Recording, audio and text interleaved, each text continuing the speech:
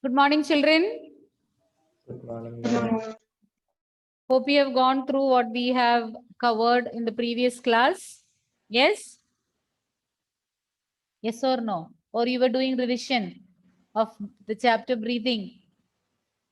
No response. Tell me yes or no. Did you revise? Yes, ma'am. Okay. Only one told. Only one responded. What about others? I don't know. And please do turn your videos on, as I always used to ask. So let us quickly proceed with our next topic. Only then we'll be able to complete our portions and carry out the revision. Okay.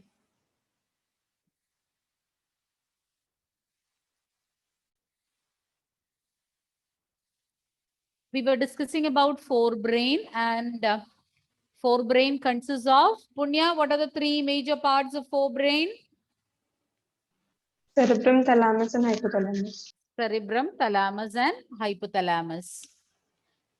Now, limbic lobe or limbic system. So, in forebrain, there is a region which you can call as limbic lobe or limbic system. Limbic lobe comprises of inner parts of the cerebral hemispheres, amygdala, and hippocampus.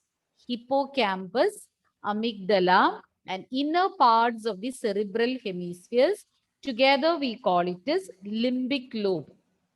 And amygdala means it's a group of cells. You can see in the picture, it's a group of cells which is situated at the, just a minute.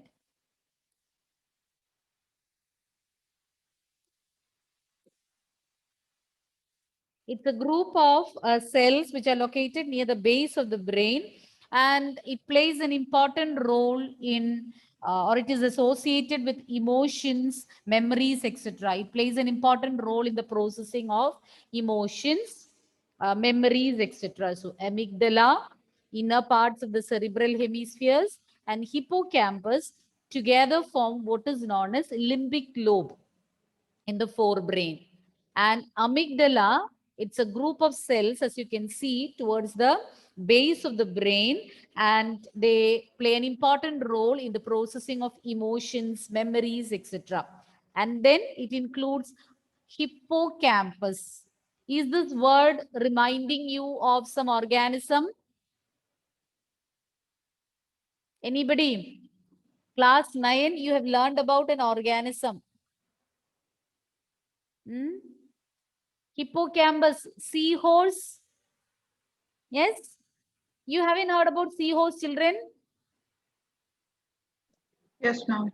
You have heard. And why we call it as hippocampus is because this region, actually this region is present in the temporal lobe of cerebral cortex, and it resembles seahorse. The structure from the figure which I have given here, it is not that clear, but the structure is resembling the seahorse, and hence the name hippocampus. And hippocampus is present in the deep in the temporal lobe of cerebral cortex. And in class 10, you might have learned about the different lobes present in brain or cerebrum. You don't have to learn it. It's not mentioned in your textbook, but just I'll mention the names of these four lobes. Frontal lobe, excuse me, frontal lobe, temporal lobe, parietal lobe, and occipital lobe.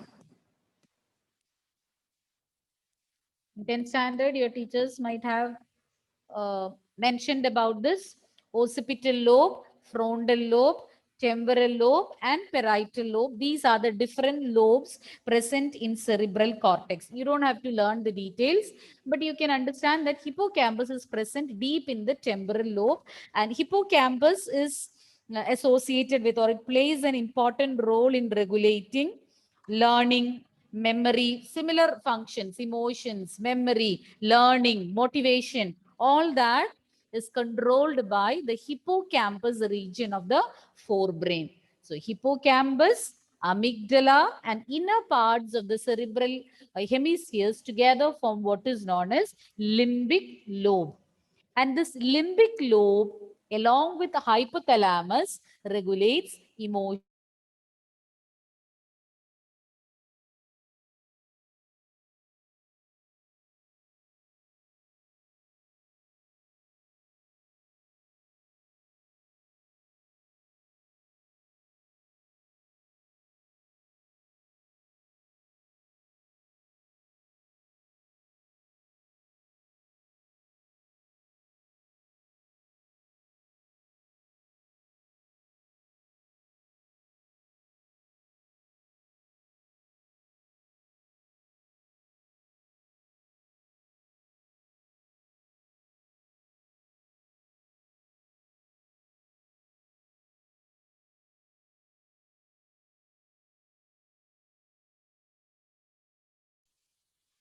Okay, we were saying that limbic system along with hypothalamus, they will regulate emotions, sexual behavior and motivation.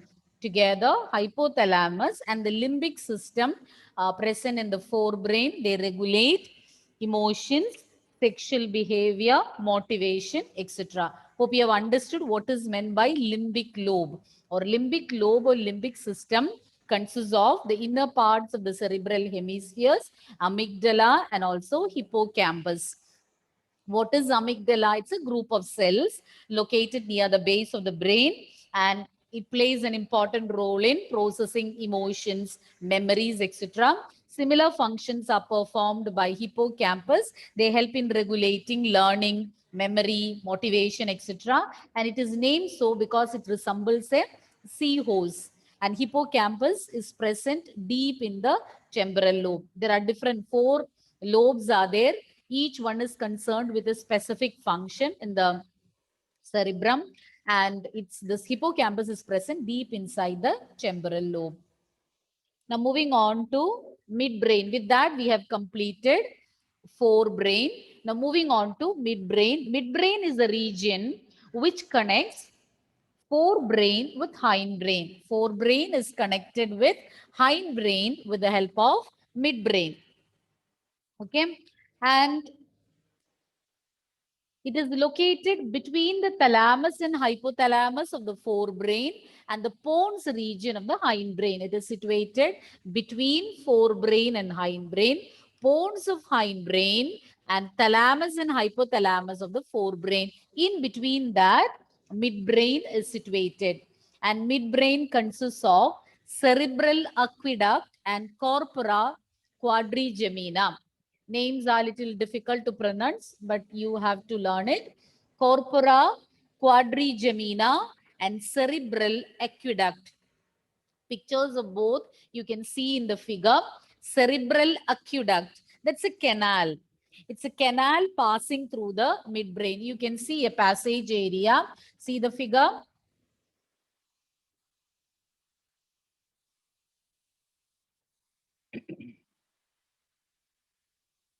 Just a minute, children. Let me take the pen. Cerebral aqueduct. This canal passing through the midbrain is known as cerebral aqueduct, and it helps in the flow of cerebrospinal fluid. Hope you know what is cerebrospinal fluid. The fluid present in both in between the membranes of brain and spinal cord to protect it or to act as a shock absorber to provide them protection. So it will help in the flow of this canal, will help in the flow of cerebrospinal fluid. Now the next part is corpora quadrigemina. Corpora quadrigemina, here you can see 4 rounded swellings. 4 round swellings can be seen on the dorsal portion of the brain. And the 4 lobes are not evident in the figure, but it comprises of 4 round swellings situated on the dorsal portion of the midbrain. And this region is concerned with vision, hearing, etc. Corpora quadrigemina is associated with vision, hearing, etc. I'll repeat once again. Midbrain is the region which connects forebrain with hindbrain, and it is located between the thalamus and hypothalamus of forebrain and pons of hindbrain. And it consists of cerebral aqueduct, and corpora quadrigemina. Cerebral aqueduct, it is a passage, it's a canal through where the cerebrospinal fluid flows. Whereas corpora quadrigemina, it is these are 4 lobes, and they are located on the dorsal side of the midbrain, and it helps, these are associated with vision, hearing, etc. Okay, shall I proceed? Yes, ma'am. Yes, Now moving on to the last, hindbrain. Hindbrain consists of medulla, pons, cerebellum. Now medulla is connected to the spinal cord. It's a, just a minute.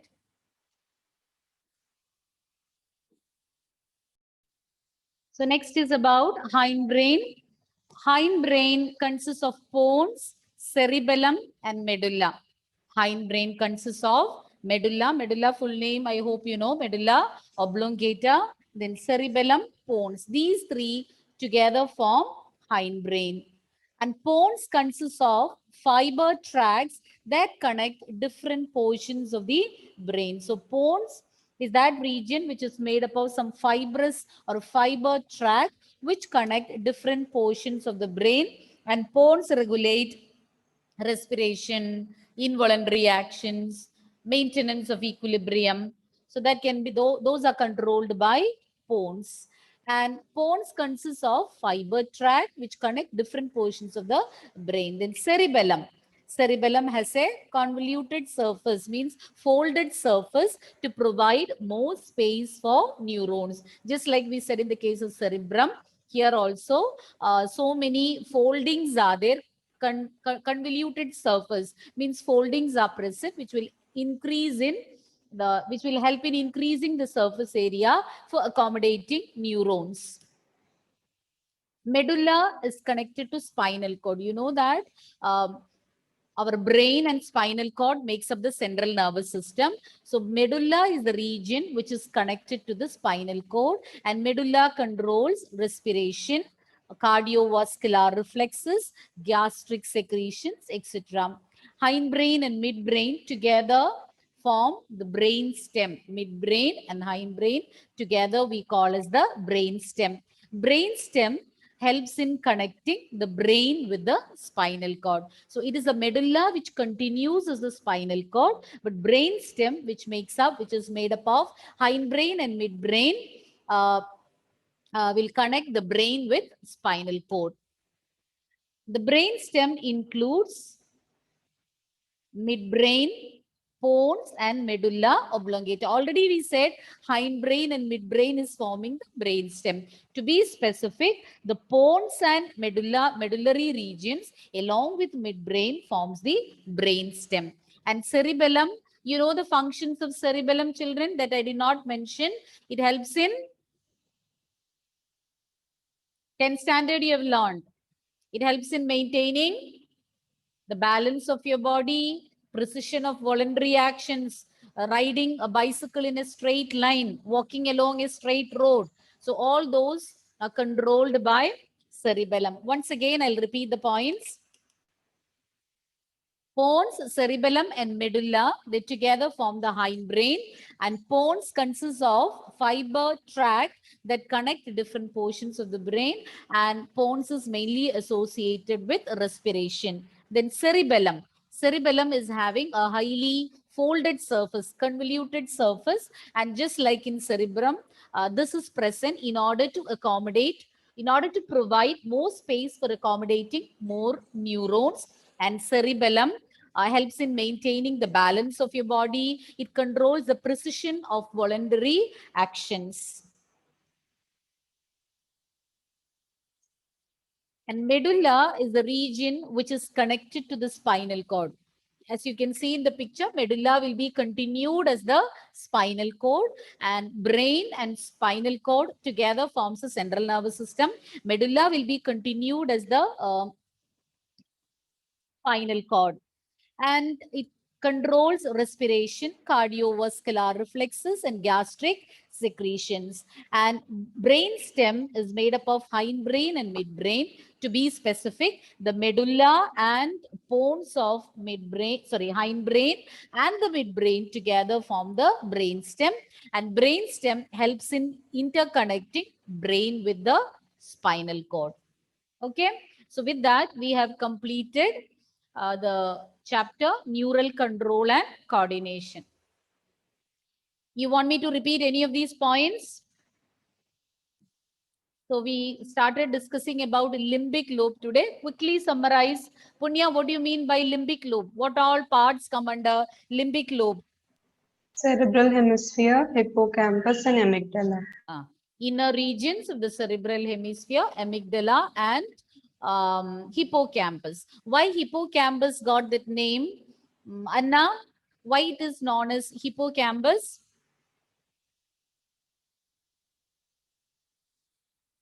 Ma'am, You came late. Malavika? I didn't Because write that part, ma'am. No, you didn't hear or you didn't write? I didn't write. Why to write? Seahorse. Why to write everything? Some you can store it in your memory, you know. It resembles a seahorse. And the name says it all. Hippocampus means seahorse. That region of the brain is named so because it resembles a seahorse. Then what else we discussed, Nandana, after that? The limbic system and the hypothalamus, they are involved in emotions and sexual behavior and motivation. Yes. Then we learned about midbrain.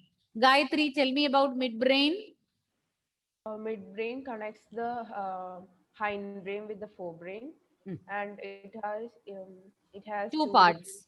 Which Which are they? cerebral aqueduct and corpora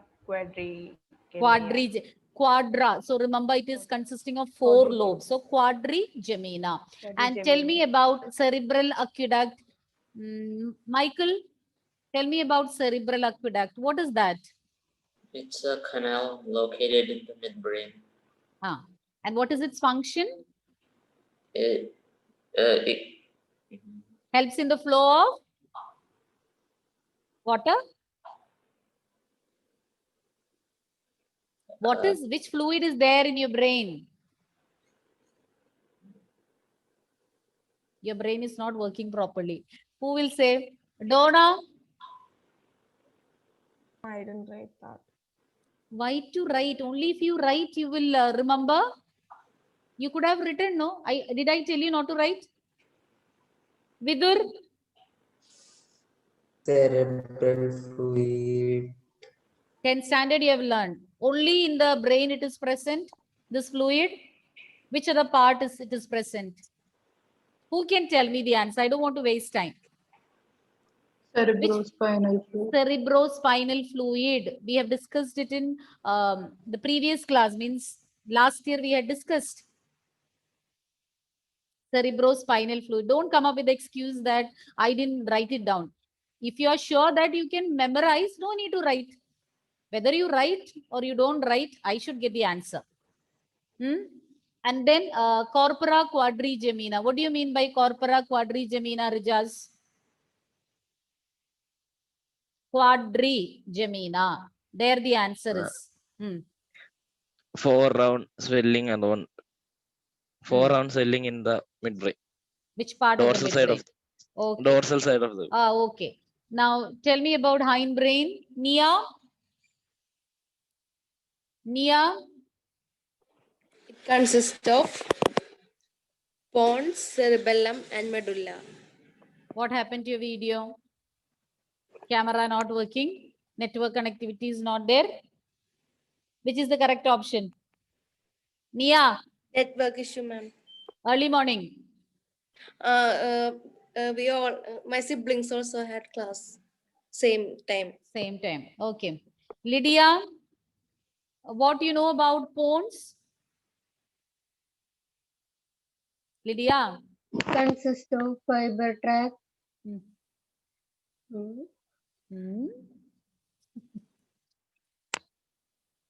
Why, Mehak, tell me. What is meant by pons, or what does it comprises of?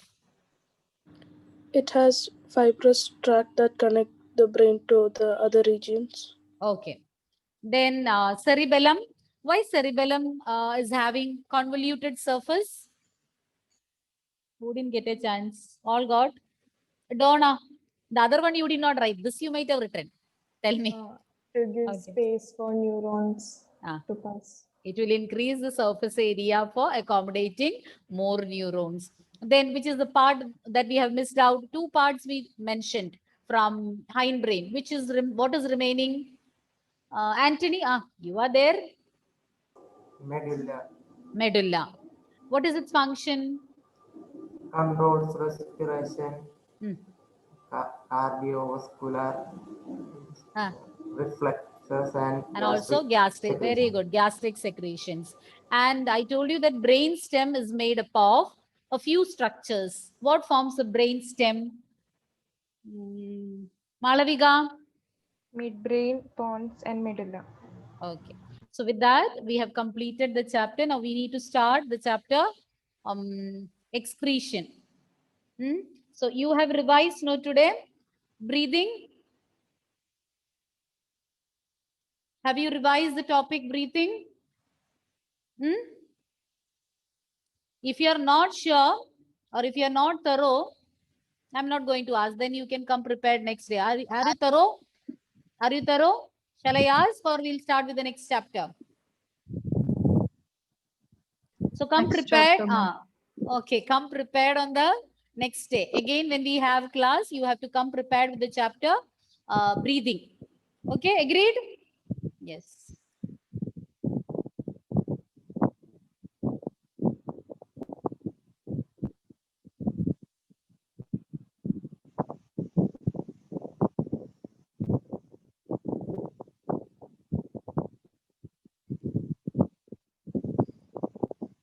So I'll be just giving an introduction of the next chapter. We won't get much time to deal with the next chapter. The next chapter is about a system which is concerned with the removal of waste materials from our body. You know that on a daily basis, there are different activities, different metabolic activities taking place in our body. What do you mean by metabolic activities? What is metabolism? Anybody, what is meant by metabolism? Sum total of all the reactions in your body. Yes, the sum total of all the reactions taking place in your body, building up reactions, breaking down reactions, all together we name as metabolic reactions or metabolism. As a result of different metabolic reactions taking place in your body, different wastes are being secreted. And these wastes need to be removed from our body, especially the nitrogenous waste like urea, ammonia, etc. need to be removed from our body. So the process which involves the removal of these waste from our body is known as, what do you call the process? Excretion. Excretion. And we are going to deal with the excretory system in human beings. Excretion of all these waste materials, how it is taking place, the organs associated with that, and the different methods of excretion you'll be learning in this chapter.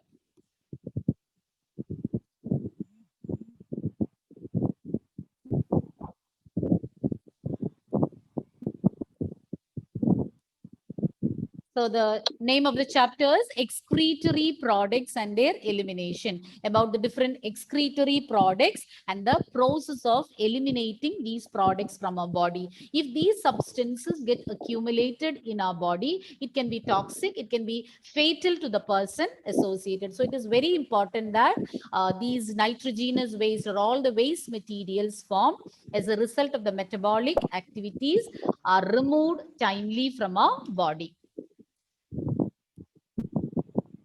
What is excretion? Already I told you. One of you can repeat it. Gayatri, what is excretion? It's a process of removal of the harmful waste from our body. Okay.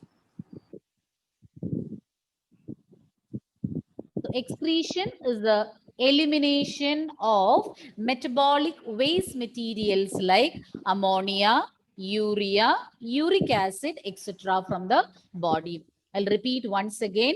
Excretion is the elimination of metabolic waste materials like ammonia, urea, uric acid, etc. from the body as a result of the different metabolic activities taking place in your body. These waste materials can get accumulated, and their removal, you call it as excretion. As you can see in the picture, different organisms, their excretory products can differ. You can see in mammals, urea, in fishes, ammonia, birds, uric acid. You'll be discussing about it. We'll be discussing about it later.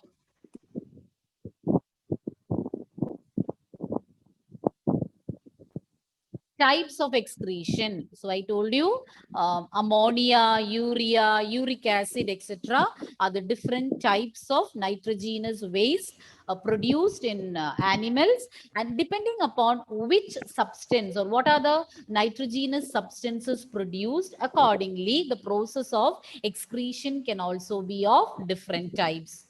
So depending upon which nitrogenous waste is released in the body or produced in the body and which has to be removed, accordingly we can categorize different types of excretion. Starting with the first one, ammonochelism. So ammonochelism means when the nitrogenous waste excreted is ammonia. Process of excreting certain animals, ammonia is formed as a result of the different metabolic activities which needs to be removed from the body. So the process which involves the excretion of ammonia is known as ammonochelism. And those animals which carry out ammonochelism or excrete, they produce ammonia and gets these ammonia or ammonia products or this nitrogenous waste has to be removed. If those animals are carrying out the excretory method for removing this ammonia, you call such animals as ammonotelic animals.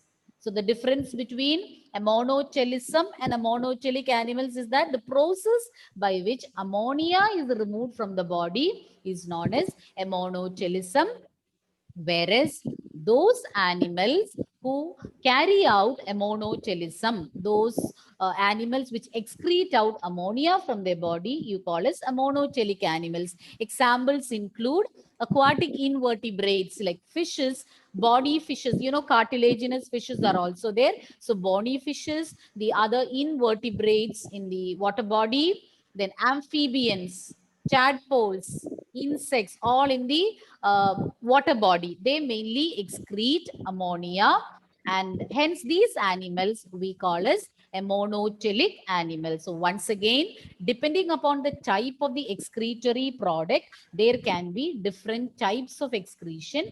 And we started with the first one, ammonochelism. This excretory method or this method of excretion is for removing ammonia from the body. And animals like aquatic invertebrates, fishes, amphibians, tadpoles, aquatic insects, etc. produce ammonia as a result of the different metabolic activities taking place in their body, and hence you call them as ammonotelic animals. So remaining types we'll be discussing next class. So quickly summarize what we covered just now. Who will start? Rijas, tell me what is meant by ammonochelism. This is the process of excretion of ammonia. Ammonia from the body. And give me some examples for ammonotelic animals. Anna, just one example. Bony fishes. Vidur, another example. Aquatic amphibians. Amphibians. Lydia, another example. Tadpoles. Tadpoles. And which one we missed out? Michael, one more. Can anybody help him? You know, Michael, you know the answer? You tell me the other examples, what they discuss. The other examples. Examples for ammonotelic animals. So some of the examples we discussed, no? Just tell me if you don't know the last one. Tell me the other examples. Tadpoles. Tadpoles. Tadpole is the larva of? The frogs. Frog is an example for? Amphibians. So amphibians, tadpoles. So which one we missed out, children? Who can tell me? Yes. Aquatic insects. Very good. Aquatic insects. So we'll wind up. And next class, we'll continue with the types of excretion. So thank you, children.